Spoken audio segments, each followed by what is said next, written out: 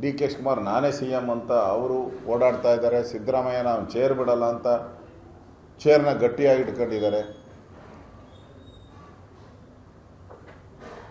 D K Shivakumar ಅವರು ಒಂದು ಮಾತನ್ನು ವಿಧಾನಸಭಾ ಅಧಿವೇಶನದಲ್ಲಿ ಆನ್ ರೆಕಾರ್ಡ್ ಹೇಳಿದರು.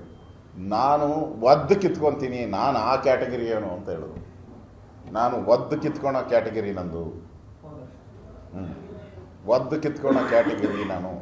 ಅವ್ರು ಕ್ಯಾಟಗರಿ ಹೇಳಿದ್ರು. ಇವಾಗ ಜಿ ಕ್ಯಾಟಗರಿ, ಎ ಕ್ಯಾಟಗರಿ ಎಲ್ಲ ಇರ್ತದಲ್ಲ ನಿಮ್ಮಲ್ಲಿ, ಹಂಗೆ ನಾನು ಒದ್ದು ಕಿತ್ಕೊಳೋ ಕ್ಯಾಟಗರಿ ಏನು. ಹಿಂದೆ ಎಸ್ ಎಂ ಕೃಷ್ಣ ಅವರ ಮನೆ ಬಾಗಿಲು ಒದ್ದು ನಾನು ಅಧಿಕಾರ ಕಿತ್ಕೊಂಡಿದ್ದೀನಿ ಅಂತ. ನಾನು ಡಿ ಕೆ ಅವ್ರನ್ನ ಕೇಳ್ತೀನಿ, ಈಗ ಖರ್ಗೆ ಮನೆ ಬಾಗಿಲು ಓದಿದ್ದೀರೋ, ಸಿದ್ದರಾಮಯ್ಯನ ಮನೆ ಬಾಗಿಲು ಓದಿರ್ತೀರೋ, ಸೋನಿಯಾ ಗಾಂಧಿ ಮನೆ ಬಾಗಿಲು ಹೊಡಿತೀರೋ, ಕಿತ್ಕೊಬೇಕಲ್ಲ ಅಧಿಕಾರ. ನೀವು ಕ್ಯಾಟಗರಿ ಹೇಳಿದ್ದೀರ, ನೀವೇ ಹೇಳಿದ್ದೀರ ಒದ್ದು ಕಿತ್ಕೊಳೋದು ನಾನು ಕಲಿಸ್ಕೊಟ್ಟಿದ್ದಾರೆ ಅಂತ. ಒಂದು ಕಡೆ ಇವರು ತಟ್ಟೆ ಇಡ್ಲಿ, ಇವತ್ತು ತಟ್ಟೆ ಇಡ್ಲಿ ಸಾಂಬಾರೇನೋ ತಿಂದಿದ್ದಾರೆ. ಪಾಪ ಪರಮೇಶ್ವರ್ ಅವರು ಪ್ರೆಸ್ ಮಾಡಿ, ನನಗೆ ತಟ್ಟೆ ಇಡ್ಲಿನೂ ಇಲ್ಲ, ಕೋಳಿನೂ ಇಲ್ಲ,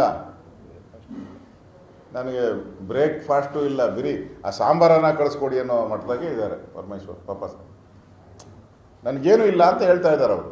ಇವರಿಬ್ಬರೇ ಇಡ್ಲಿ ಸಾಂಬಾರು ಎಲ್ಲ ಇವರೇ ತಿಂತಾ ಇದ್ದಾರೆ, ನಾಟಿ ಕೋಳಿ ಇಲ್ಲ, ನಮ್ಮನ್ನು ಕರೆದು ಇಲ್ಲ, ನಮಗೇನು ಸಾಂಬಾರು ಕೊಟ್ಟಿಲ್ಲ ಅನ್ನೋ ವ್ಯಥೆಯನ್ನು, ಭಾಳ ವ್ಯಥೆಯಿಂದ ಹೇಳಿರೋವಂಥದ್ದನ್ನು ನೋಡಿದ್ದೀರಿ ಪರಮೇಶ್ವರ್. ಅವರು 2 ಬಾರಿ ಕಾಂಗ್ರೆಸ್ ಅಧ್ಯಕ್ಷರಾಗಿದ್ದರು.